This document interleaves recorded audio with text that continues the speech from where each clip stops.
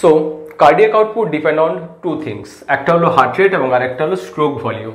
And stroke volume depend on three things: preload, after load and inotropic state. আমি আগের ক্লাসে already preload এবং heart rate সম্বন্ধে আলোচনা করেছি। তাহলে আজকে জানবো আফটার লোড এবং আইনোট্রপিক স্টেটটা কিভাবে স্ট্রোক ভলিউমটাকে কন্ট্রোল করে। ওকে, তাহলে আফটার লোড কি? আফটার লোড হচ্ছে it is the load against which the ventricle contract. তাহলে এখানে রাইট ভেন্ট্রিকেল রয়েছে এবং এখানে লেফট ভেন্ট্রিকেল রয়েছে। তাহলে এই যে লেফট ভেন্ট্রিকেলটা যখন কন্ট্রাক্ট করবে একটা লোডের এগেনস্টে, এখানে যে অ্যাওটা রয়েছে এই অ্যাওটাতে একটা অলওয়েজ একটা লোড থাকে, অর্থাৎ ভেন্ট্রিকেলটাকে এই লোডের এগেনস্টে সবসময় পাম্প করতে হয়। বুঝতে পেরেছো?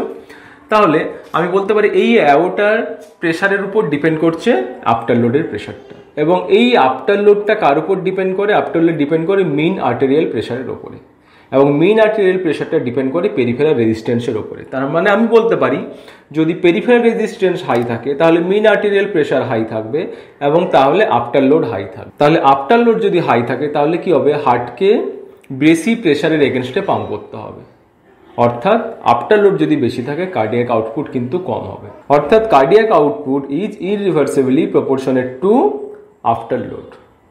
और আমি এটাও বলতে পারি যে cardiac output is irreversibly proportionate to peripheral resistance.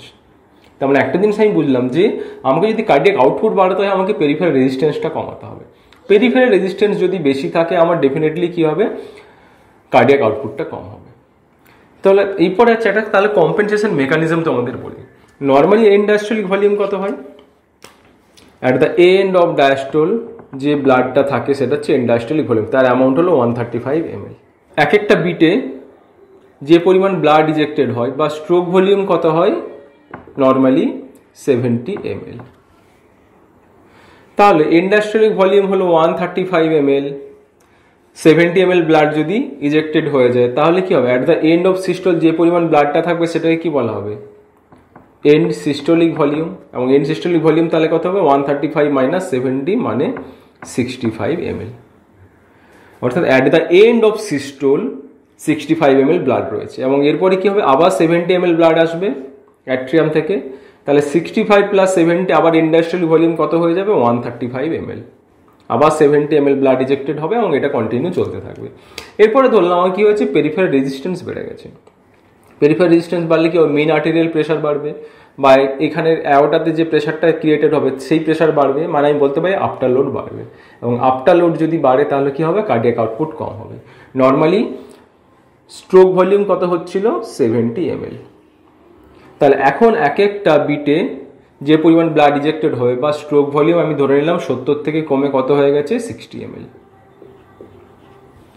তাহলে এখন এন সিস্টোলিক ভলিউম কত থাকবে? যেহেতু 70-এর জায়গায় 60 ml ব্লাড ইজেক্টেড হচ্ছে তাহলে কি হবে?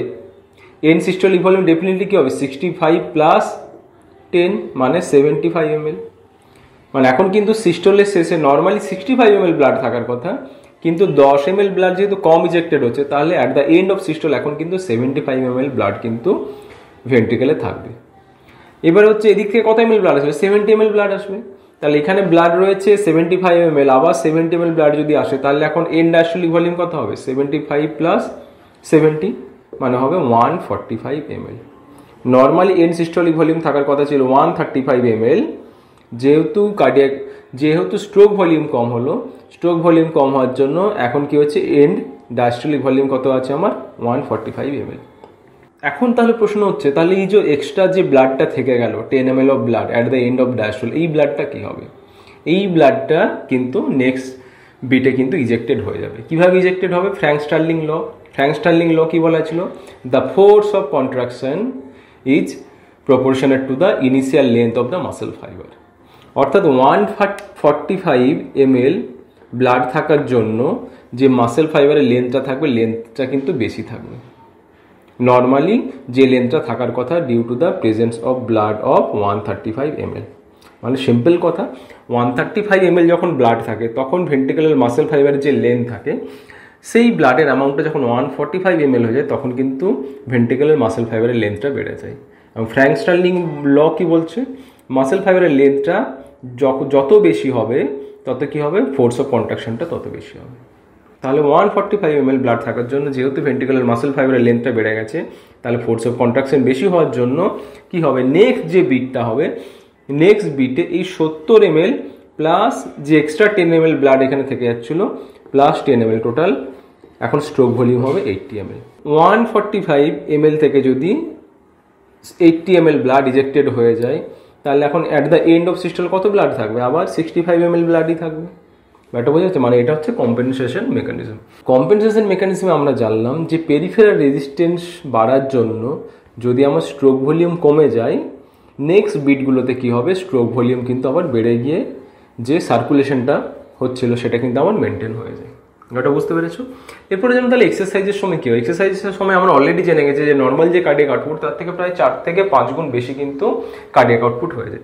এক্সারসাইজের সময় বলেছিলাম যে মাসেল রয়েছে বা যে টিস্যু রয়েছে, টিস্যু থেকে কি প্রোডাকশন হয়? মেটাবোলাইট প্রোডাকশন হয়, এবং মেটাবোলাইট প্রোডাকশন হওয়ার জন্য এখানে যে ভেসেলগুলো রয়েছে সেগুলো কি হয়? ডাইলেশন হয় বা ভেসো ডাইলেশন এটাকে বলা হয়। ভেসো ডাইলেশন যদি হয় তাহলে কি হবে? পেরিফেরাল রেজিস্ট্যান্স যেটা পেরিফেরাল রেজিস্ট্যান্সটা কমে যাবে, এবং পেরিফেরাল রেজিস্ট্যান্স কমলে মিন আর্টেরিয়াল প্রেশার কমবে এবং আফটার লোড কমবে, এবং আফটার লোড যদি কমে তাহলে কি হবে? কার্ডিয়াক আউটপুট বাড়বে। ওই জন্য দেখবে এক্সারসাইজের সময় কিন্তু কার্ডিয়াক আউটপুট বেড়ে যায়। তাহলে আমি আফটার লোডটা কিভাবে স্ট্রোক ভলিউমটাকে কন্ট্রোল করে সেটা জানলাম। এরপর হচ্ছে আইনোট্রপিক স্টেট। আইনোট্রপিক স্টেটের আলাদা ভিডিও রয়েছে, তোমরা দেখতে পাচ্ছ। ওই ভিডিওটাতে একবার ভালো করে দেখে নাও, তাহলে আমরা জানতে পেরে যাবো যে আইনোট্রপিক স্টেটটা স্ট্রোক ভলিউমটাকে কিভাবে কন্ট্রোল করে। তাহলে কোন কোন ফ্যাক্টরগুলো কার্ডিয়াক আউটপুটটাকে কন্ট্রোল করে সেটা কিন্তু আজকে আলোচনা করে নিলাম। এটা কিন্তু খুবই গুরুত্বপূর্ণ, কারণ এটা ভাইভাতেও প্রশ্ন করা হয় এবং লং প্রশ্নতেও কিন্তু এটা আসে। ওকে, নেক্সট ক্লাসে জানবো ব্লাড প্রেশার রেগুলেশন সম্বন্ধে। ওকে, চলো, থ্যাংক ইউ।